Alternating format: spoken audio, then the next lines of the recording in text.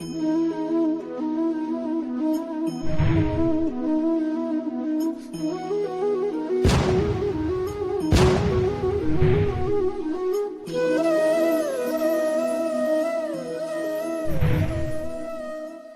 लोग देखेंगे क्लास 9 के सिविक सब्जेक्ट में चैप्टर 3 के पार्ट 2 को।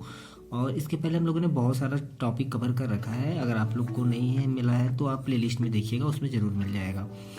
और ये चैप्टर काफ़ी ज़्यादा लेंदी है, तो हो सकता है 4 पार्ट मैक्सिमम ये वीडियोस कंप्लीट हों, तो चूँकि आपको समझाना भी है ना। तो देखिए हम लोग आज यहाँ से स्टार्ट करते हैं। It is good to have political competition.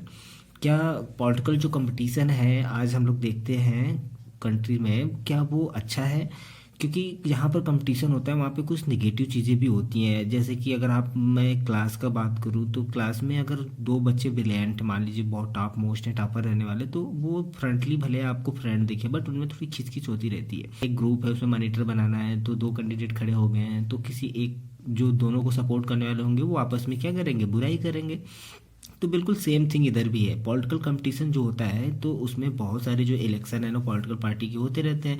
इस तरह के कंपटीशन में जो है बहुत सारे फॉर्म हमें देखने को मिलते हैं। जो अधिकतर जो फॉर्म होते हैं कंपटीशन के पॉलिटिकल पार्टीज़ में वो कॉन्स्टिट्यूएंसी लेवल पर होते हैं। कॉन्स्टिट्यूएंसी लेवल क्या होता है? कॉन्स्टिट्यूएंसी लेवल का मतलब ये होता है ना कि पॉपुलेशन के हिसाब से उनको कैटेगराइज कर देना, ठीक है। और जो है उनमें से एक एक एमएलए जो है चुन के बाहर आते हैं, फिर उनमें जो इलेक्ट होते हैं एमएलए तो वो एमपी को भी सीएम बनते हैं, है ना।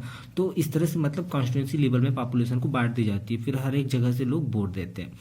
It takes the form of competition among several candidates. जितने भी कैंडिडेट्स होते हैं उनके अंदर कॉन्स्टिट्यूएंसी होने के कारण कंपटीशन आ जाता है। If there is no competition election will become pointless. यदि इलेक्शन में कंपटीशन ही नहीं रहेगा तो फिर भाई एक ही लोग है, एक ही जीतता रहेगा, क्या मतलब है? फिर इलेक्शन का तो कोई मतलब ही नहीं रहता। इसलिए कंपटीशन अभी तक क्या हमें दिख रहा है, अच्छा दिख रहा है कि नहीं, कंपटीशन तो होना चाहिए। But it is good to have political competition. लेकिन क्लियरली अगर हम लोग बात करें तो electoral competition has many demerit. Demerit मतलब होता है ना बुराइयाँ, बहुत सारी बुराइयाँ। देखिए किसी चीज़ में अच्छाइयाँ भी होती हैं तो बुराइयाँ भी होती हैं। तो इलेक्शन में जो कंपटीशन होता है, जो पॉलिटिशियंस होते हैं कितना ज़्यादा कुछ भी बोल देते हैं एक दूसरे को नीचा दिखाने के लिए, हराने के लिए, है ना। तो बहुत सारे डेमेरिट्स भी इसके हैं। It creates a sense of disunity and factionalism in the locality.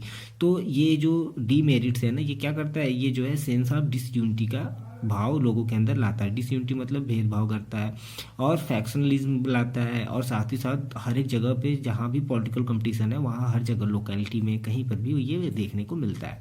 You would have heard of people complaining of party politics in your locality. हम लोगों ने अपने गांव में आसपास लोकेलिटी में सुना होगा कि पॉलिटिकल पार्टीज़ के रूप में लोग किस तरह से बातें करते हैं। Different political parties and leaders often लिबल एलिगेशन अगेंस्ट एन अदर।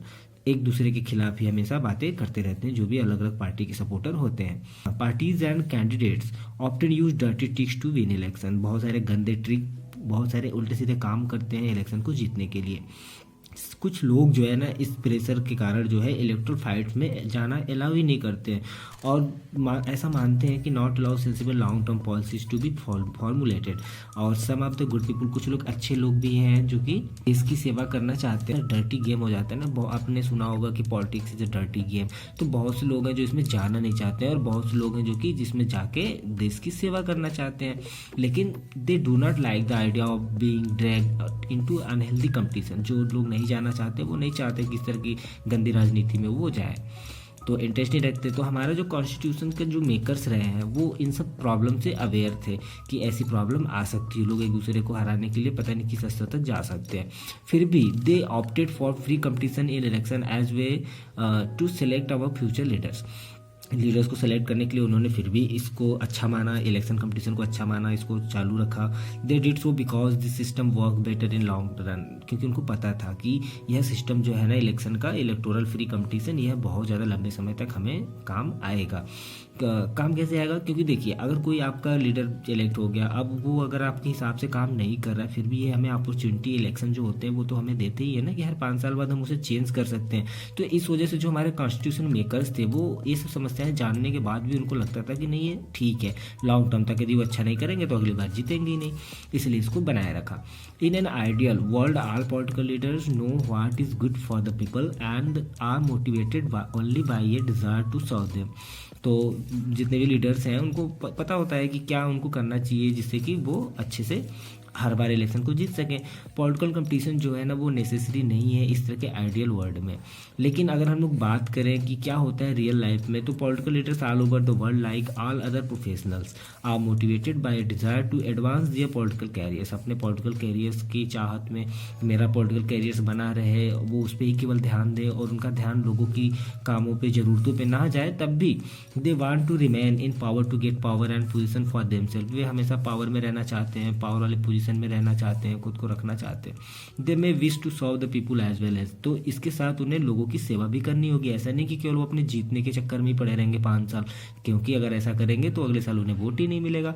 ठीक है, but it is risky to depend entirely on this sense of duty. Besides, even when they wish to serve the people, they may not know what is required to do so, or their ideas may not match what the people really want. कभी कभी ऐसा होता है कि जिन्हें हम elect करते हैं तो वो जो करना चाहते हैं लोगों की इच्छा के अनुसार, कभी कभी लगता है कि वो हमारे इच्छाओं से मैच नहीं कर रहा, अच्छा नहीं कर रहे, हमारे मन के हिसाब से नहीं कर रहे हैं, तो कोई बात नहीं, अगले बार उनको चेंज कर देंगे। तो वही पूछ रहे हैं इसमें कि how do we deal with this real life situation, हम इस सिचुएशन से कैसे बाहर निकले। तो one way is to try and improve the knowledge and the top political leaders. क्या हमें इस बात पे इम्प्रूवमेंट पे ध्यान देना चाहिए कि जो पॉलिटिकल लीडर्स हैं उनकी नॉलेज कितनी है, उनके जो है कितना ज़्यादा वो एडवांस है, इन सब बातों पे ध्यान देना चाहिए। या फिर the other and more elastic way to set up a system where political leaders are rewarded for serving the people and punish for not doing so. या फिर कुछ ऐसा करना चाहिए कि भाई जो अच्छा पॉलिटिकल लीडर्स है वो अच्छा काम करे तो वो उसको रिवार्ड मिले, है ना। रिवार्ड का मतलब होता है गिफ्ट वगैरह मिले, गिफ्ट का मतलब ये है कि उसको अगले सारे इलेक्शन में वोट मिलेंगे, है ना। और अगर नहीं कर रहा है तो उसको पनिश किया जाए। हु डिसाइड द रिवार्ड और पनिशमेंट, कौन ये डिसाइड करेगा कि इनको रिवार्ड कौन देगा और पनिशमेंट कौन करेगा। तो इसका सिंपल सा आंसर है द पीपल। लोग डिसाइड करेंगे ना इलेक्शन में, अगली बार वोट ना देके। This is what electoral competition does. तो बस यही है इलेक्टोरल कंपटीशन जो कि इस चांस को हमसे बांध के रखता है, मतलब हमारे पास ये चांस होता है। Regular electoral competition provides incentives to political parties and leaders. जो रेगुलर तरीके से हमारे यहाँ हर 5 साल पे इलेक्शन कंपटीशन होता है वो जो है पॉलिटिकल पार्टीज और लीडर्स को जो है इंसेंटिव बनाता है। They know that if they raise issues that people want to be raise, their popularity and the chance of victory will increase in the next election. क्योंकि उन्हें पता होता है लीडर्स को, यदि वो लोगों की इच्छाओं के अनुसार काम करेंगे, उनकी ज़रूरतों को पूरा करेंगे, तो नेक्स्ट चांस उनको जरूर मिलेगा फिर से इलेक्शन को जीतने के लिए। लेकिन अगर वो ऐसा करने में, सेटिस्फाई करने में वोटर्स को नहीं सफल रहते तो फिर वो अगली बार विन नहीं कर पाएंगे, not able to win again. So हम ये कह सकते हैं कि यदि कोई पॉलिटिकल पार्टी मोटिवेट होती है केवल इस इच्छा से कि भाई वो पावर में रहेगी, वो ऐसे काम करे केवल ना, तो even then it will be force to serve the people. तब भी उनको फोर्स रहेगा, उनको दबाव रहेगा ही कि भाई वो अपना काम तो करें ही, पावर में बने रहने के लिए जो भी करना है, बट भी ध्यान देना होगा। पीपल लोगों का ध्यान नहीं देंगे, तो अगली बार वो नहीं जीत पाएंगे। This is a bit like way market works. जैसे बाजार में होता है ना, जैसे कि कोई शॉपकीपर है वो बस पैसे ही अपना प्रॉफिट कमाना चाहता है, लेकिन उसको फोर्स भी होता है कि अगर वो अच्छी सर्विस नहीं देगा, कस्टमर को अच्छे सामान नहीं देगा, तो उसके कस्टमर उसके यहाँ जाएंगे, कोई जाएगा ही नहीं। तो इसी तरह से बिल्कुल सेम होता है हमारे पॉलिटिकल कंपटीशन में भी। और but it finally helps to force political parties and leaders to serve the people. तो वही कि फाइनली इनको जो है सर्व करना ही पड़ेगा।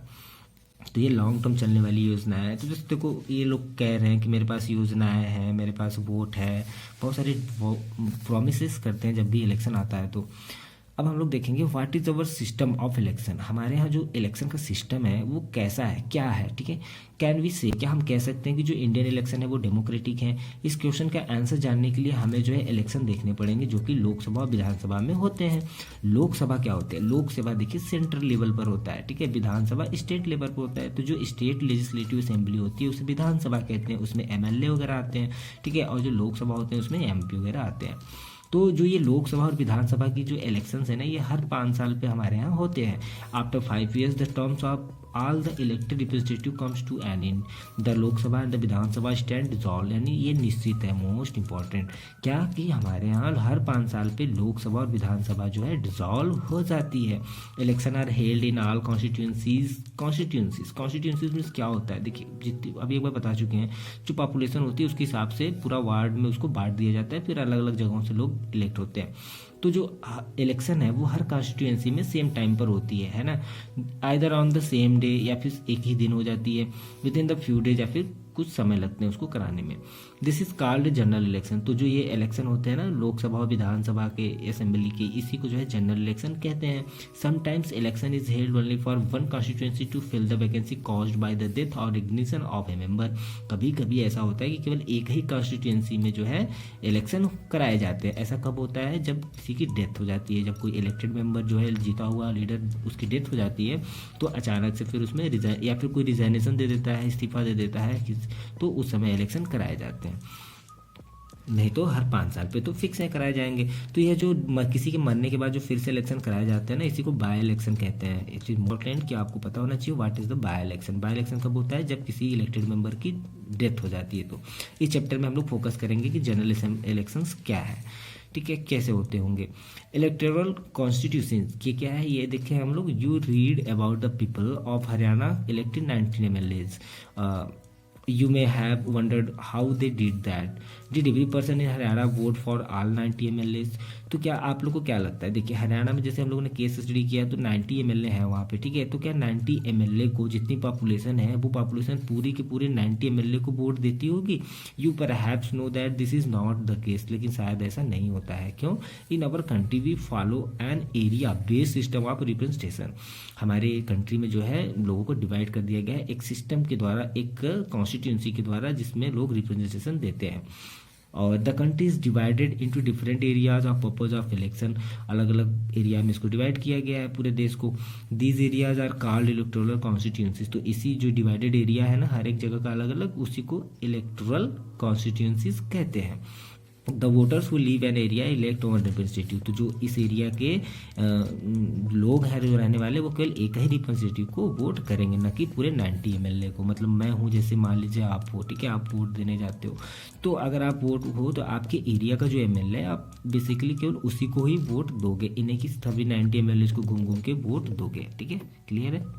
अगर हम बात करें लोकसभा की, तो लोकसभा इलेक्शन में जो है कंट्री को कितने कॉन्स्टिट्यूंसी में बांटा गया है? 543। लोकसभा कौन सी होती है? वो जो सेंट्रल वाली होती है। तो जिसमें रिप्रेजेंटेटिव होते हैं ना, वो इलेक्ट किए जाते हैं प्रत्येक कॉन्स्टिट्यूंसी से, और जिसको क्या कहते हैं? मेंबर ऑफ पार्लियामेंट कहते हैं, उसे शॉर्ट में MP भी कहते हैं। तो उनके द्वारा ही यहाँ से सिलेक्ट होते हैं। One of the features of a democratic election is that every vote should have equal value. वही फिर से बताया जा रहा है कि कोई भी हो, चाहे वो प्रधानमंत्री हो चाहे आप हो, सबके वोट जो है एक ही है, एक व्यक्ति के एक ही वोट की वैल्यू होती है। That is why our constitution requires that each constituency should have a रफली equal population living with it. तो इसलिए जितनी भी कॉन्स्टिट्यूंसी है, ये जरूरी है कि हर एक कॉन्स्टिट्यूंसी में लोग इक्वल हों, मतलब उनकी संख्या जो है, पॉपुलेशन जो है, इक्वल होनी चाहिए। Similarly each state is divided into a specific number of assembly constituencies.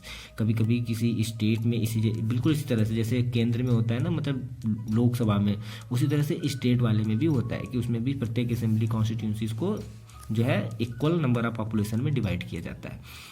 In case में the elected representative is called the member of legislative assembly. तो उसी को MLA कहते हैं, मेंबर ऑफ लेजिस्लेटिव असेंबली, जो कि स्टेट लेवल पर होता है। जो each parliamentary constituency has with in its सर्वल assembly constituencies. जितने भी कॉन्स्टिट्यूंसी हैं सभी पार्लियामेंट में जो है इक्वल जो है कॉन्स्टिट्यूंसी बनाई गई है, उसी को असेंबली कॉन्स्टिट्यूंसी भी कहते हैं। The same principle applies for panchayat and municipal election. हमारे गांव में जो ग्राम पंचायत का चुनाव होता है, इलेक्शन होता है, म्यूनसिपल शहरों में उसी को म्यूनसिपल कहते हैं, म्यूनसिपल पार्टी कॉर्पोरेशन वाले। तो वहाँ पर जो म्यूनसिपल का होता है, तो ये सब जो होते हैं इसमें ये सब हम लोग देख सकते हैं कि अलग अलग जगहों पे पॉपुलेशन के हिसाब से ये बटे होते हैं। ईच विलेज और town is divided into several wards that are like constituencies. जितने भी गाँव हैं उन सभी गाँवों में अलग अलग वार्ड बनाए जाते हैं पॉपुलेशन के हिसाब से, और बिल्कुल वैसे ही वर्क करते हैं जैसे कि कॉन्स्टिट्यूंसीज में होती है। Each ward elect one member of the village और द अर्बन लोकल बॉडी। तो प्रत्येक जो है वार्ड से एक ही मेंबर इलेक्ट किया जाता है, एक ही प्रधान बनते हैं हर एक गांव से, ठीक है। Sometimes these constituencies are counted as seats for each constituency represented one seat in the assembly. When we say the Lok Dal won 60 seats in Haryana, it means that candidates of Lok Dal won in 60 assembly constituencies in the state, and thus Lok Dal had 60 MLAs in the state assembly. तो जैसे कि state हम लोग पढ़े थे हरियाणा का कि 60 seat जो है लोक दल ने जीता है, तो इसका मतलब ये होता है कि जो लोक दल है ना वो 60 असेंबली कॉन्स्टिट्यूंसीज को जीत रखी है, ठीक है, 60 वार्ड को, ठीक है। और अगर हम लोग लोक दल की बात करें तो उसमें 60 MLA हैं स्टेट असेंबली के रूप में। अब हम लोग देखेंगे रिजर्व कॉन्स्टिट्यूंसी। रिजर्व मतलब होता है, आप लोगों ने सुना होगा आरक्षण, ठीक है, सीट रिजर्व करना। तो ऐसी कौन सी कॉन्स्टिट्यूंसी से जैसे सीट रिजर्व की जाती है इलेक्शन में पार्टिसिपेट करने के लिए। तो देखिए हमारे जो कॉन्स्टिट्यूशन है ना, वो हर एक सिटीजन को जो है रिप्रेजेंटेटिव को इलेक्ट करने का राइट है, ठीक है। तो कॉन्स्टिट्यूशन जो मेकर थे, जो कॉन्स्टिट्यूशन के मेकर थे ना, वो लोग इस बात से बहुत ज़्यादा चिंतित थे कि भाई अगर पहले से ओबीसी एसटी को बहुत ज़्यादा दबाया जाता है ना, और ऐसे इस तरह से अगर लोग पावरफुल वाले लोग ही रहेंगे तो ये वीकर सेक्शन सोसाइटी के जो लोग हैं इनको तो चांस ही नहीं मिलेगा कि लोकसभा में या स्टेट लेजिस्लेटिव असेंबली में पहुंच सकें और अपनी बातों को रख सकें। तो they may not have the required resources. अगर मान लेते हैं उनके पास हो सकता है जो पिछड़े वर्ग है जैसे ओबीसी है, एससी एसटी है, ये लोग जो है रिसोर्सेज ना हो इनके पास इलेक्शन में पार्टिसिपेट करने के लिए, एजुकेशन ना हो, कॉन्टेक्ट ना हो इनके किसी से कि इस इलेक्शन में कॉन्टेस्ट में भाग ले सकें, या फिर कुछ भी ऐसा नहीं होगा इनके पास जिससे कि ये किसी और अपोजिशन की पार्टी के खिलाफ इलेक्शन को विन कर सकें। तो ये those who are influential and resourceful में prevent from winning election.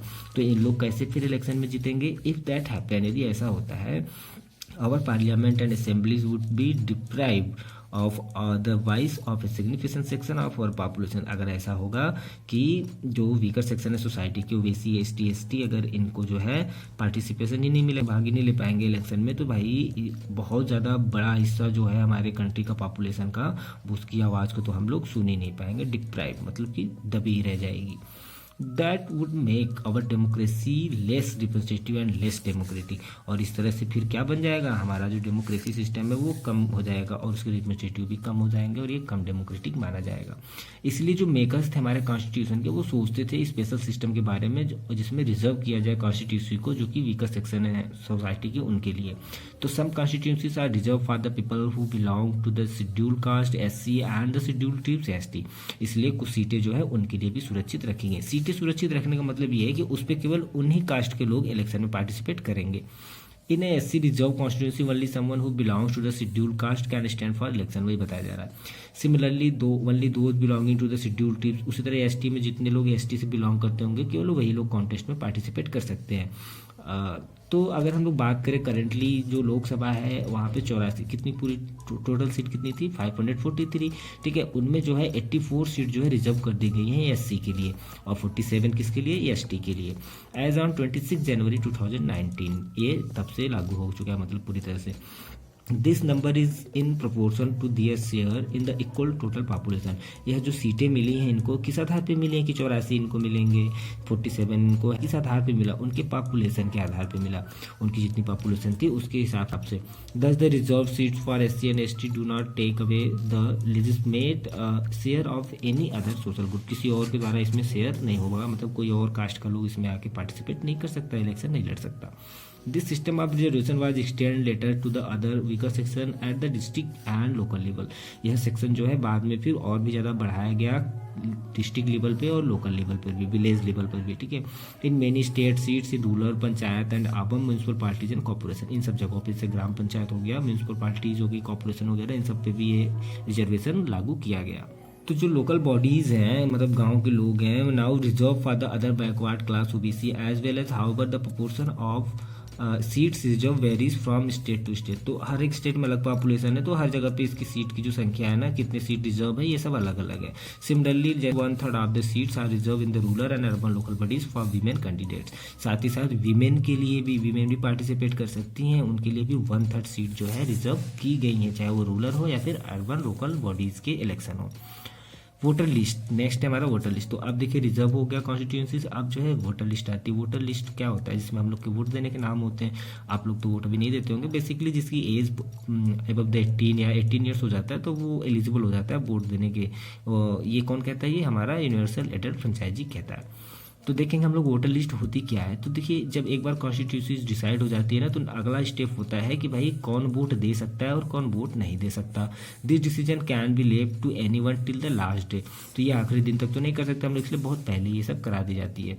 In a democratic election the list of those who are eligible to vote is prepared much before the election and given to everyone. तो यह जो system है कि कौन vote देगा कौन नहीं देगा, किसकी एज 18 हो गई है नहीं हुई है, इन सब चीज़ों का जो है पहले से, बहुत समय पहले से प्रिपरेशन हो जाती है और एक लिस्ट तैयार कर ली जाती है, उसी को वोटर लिस्ट कहते हैं। This list is officially called the electoral roll. इसको हम लोग इलेक्टोरल रोल भी कह सकते हैं, कॉमनली रूप से हम लोग इसको वोटर लिस्ट के नाम से भी जानते हैं। This is an important step for the it is link to the first condition of a democratic election. यह बहुत बड़ी और पहला और मोस्ट इम्पॉर्टेंट कंडीशन है किसी भी डेमोक्रेटिक इलेक्शन के लिए कि भाई जो एलिजिबल है 18 ईयर्स हैं उनको वोट देने का राइट हो। तो यह स्टेप जो है बहुत ज़्यादा इंपॉर्टेंट हो जाता है, इसलिए सरकार जो है बहुत पहले, इलेक्शन के बहुत पहले ही ये सब लिस्ट वगैरह तैयार कर लेती है और सबको दे देती है। Everyone should get an equal opportunity to choose representative. सबको एक समान अधिकार है कि वो अपने रिप्रेजेंटेटिव को चूज कर सके। Earlier we read about the principle of universal adult franchise. हम लोगों ने ये सब के बारे में पढ़ रखा है कि एडल्ट यूनिवर्सल फ्रेंचाइजी क्या होता है, बहुत समय से पढ़ते आ रहे 6-7 से। In practice it means that everyone should have one vote and each vote should have equal value. इसका मतलब क्या होता है यूनिवर्सल एडल्ट फ्रेंचाइजी का, तो हम लोग शॉर्ट में इसको समझ सकते हैं कि सभी लोगों को वोट देने का अधिकार है और सभी लोगों का एक ही वोट माना जाएगा, हर एक व्यक्ति का एक वोट माना जाएगा और उसकी एक ही वैल्यू होगी। No one should be denied the right to vote without a good reason. किसी को भी बिना किसी ठोस कारण के या किसी भी इस तरह का कारण बिना दिए किसी को मना नहीं कर सकते आप कि आप वोट क्यों नहीं देंगे। सबको वोट देने का राइट होता है। Different citizen differ from the another in many ways. Some are rich, some are poor, some are highly educated, some are not so educated और नॉट एजुकेटेड एट ऑल। कभी कभी तो कोई भी पढ़ा लिखा नहीं होता, कभी कुछ लोग बहुत ज़्यादा पढ़े लिखे होते हैं, कुछ लोग बहुत ज़्यादा धनी होते हैं, कुछ लोग बहुत ज़्यादा गरीब होते हैं, कुछ अलग अलग कास्ट से होते हैं, कुछ काले होते हैं, कुछ गोरे होते हैं, इससे नहीं मतलब है। But all of them are human beings with their own needs and views. लेकिन सबके राइट्स हैं कि वो अपनी ज़रूरतों को, अपनी व्यूज़ को दे सकें। That is why all of them deserve to have an equal say in decision that affect them. इसलिए जो निर्णय लिया जाता है, जो लीडर चुने जाते हैं, वो आपके फ्यूचर को डिसाइड करते हैं। तो इस तरह के डिसीजन में उनका भी हक बनता है कि वो भी इक्वली कुछ कह सकें। In our country all the citizens age 18 years and above can vote in an election. जितने भी लोगों के एज जो है 18 ईयर्स से या फिर उससे एबव है वो इलेक्शन में पार्टिसिपेट कर सकते हैं, वो वोट दे सकते हैं। Every citizen has the right to vote. सबको वोट देने का अधिकार है, regardless of his caste, religion और gender.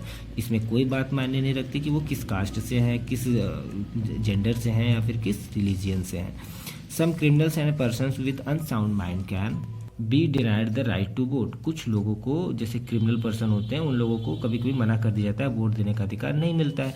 But only in rare situation, लेकिन वो भी बहुत ज़्यादा रेयर सिचुएशन में। कब, जैसे मान लो कोई बहुत बड़ा आतंकीवाद है, ठीक है, मतलब बहुत ज़्यादा वो क्रिमिनली रिपोर्ट करता है, उसको 1 मिनट छोड़ना भी बड़ा ही मुश्किल काम है ना। तो ऐसे लोगों को क्यों कोई खोल के लाएगा वोट देने के लिए। तो ये रेयर सिचुएशन में, ऐसे सिचुएशन में लोगों को वोट देने से डिनाइड कर दिया जाता है। बट फाइनली सबको राइट है वोट देने का। It is the responsibility of government to get the names of all eligible voters put on the voter list. यह गवर्नमेंट की जिम्मेदारी हो जाती है कि भाई जितने लोग वोट देने के राइट हो रहे हैं, एलिजिबल हो रहे हैं नेक्स्ट ईयर या इस ईयर, उन लोगों के नाम वोटर लिस्ट में आ जाए। तो as new person attend voting as names are added to voter list. जितने भी नए लोग जुड़ते जाते हैं, एज जिनकी 18 होती जाती है, उन लोगों को वोटर लिस्ट में ऐड करते जाते हैं। Names of those who move out of a place और दोज हु आर डेड और डिलीटेड। तो जो लोग जो है मूव कर जाते हैं, मतलब माइग्रेशन हो जाते हैं, एक देश छोड़ के चले जाते हैं, या फिर जो लोग मर जाते हैं, इन लोगों का नाम डिलीट कर दिया जाता है, सर्वे किया जाता है। इसका आते होंगे आप लोग, देखे होंगे आपके घर पे। एक complete revision of the list takes place every 5 years. तो हर 5 साल पे एक लिस्ट तैयार की जाती है पॉपुलेशन में कि कौन से लोग एलिजिबल हैं वोट देने के और कौन से लोग मर गए हैं। This is done to ensure that it remains up to date. तो यही अप टू डेट रहने के लिए, इसको इंश्योर करने के लिए हर साल 5 साल पे किया जाता है, 5 साल में।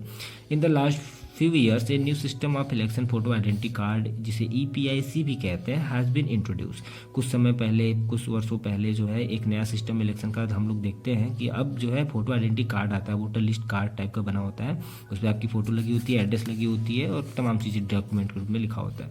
The government has tried to give this card to every person on the voters list. तो जितने वोटर लिस्ट में लोग हैं उन सभी लोगों के पास ये कार्ड हो, ऐसा गवर्नमेंट जो है कोशिश करती है, मतलब सबको देती है card. The voters are required to carry this card when they go out to vote. जब वो वोट देने जाएंगे तो वो अपने साथ ये कार्ड लेकर जाएंगे। आप अपने पेरेंट्स से पूछेंगे, उनके पास जरूर होगा। So that no one can vote for someone else. तो कोई भी इसको वोट दे सकता है, जिसके पास नहीं होगा वो वोट नहीं देगा। But the card is not a compulsory for the voting, लेकिन ये कार्ड जो है लाने के लिए आपको वोटिंग देने के लिए कंपलसरी नहीं है। For the voting the voters can show many others proofs of identity like the ration card और ड्राइविंग लाइसेंस। हम अपना राशन कार्ड और ड्राइविंग लाइसेंस भी दिखा के अगर वोटर लिस्ट में नाम है तो वोट दे सकते हैं। तो नेक्स्ट है नॉमिनेशन ऑफ कैंडिडेट्स। तो ये हम लोग अब कवर करेंगे नेक्स्ट पार्ट की वीडियो में। वीडियो कैसा लगा, अच्छा लगा तो लाइक कीजिएगा, अपने फ्रेंड के साथ शेयर कीजिएगा। Thank you.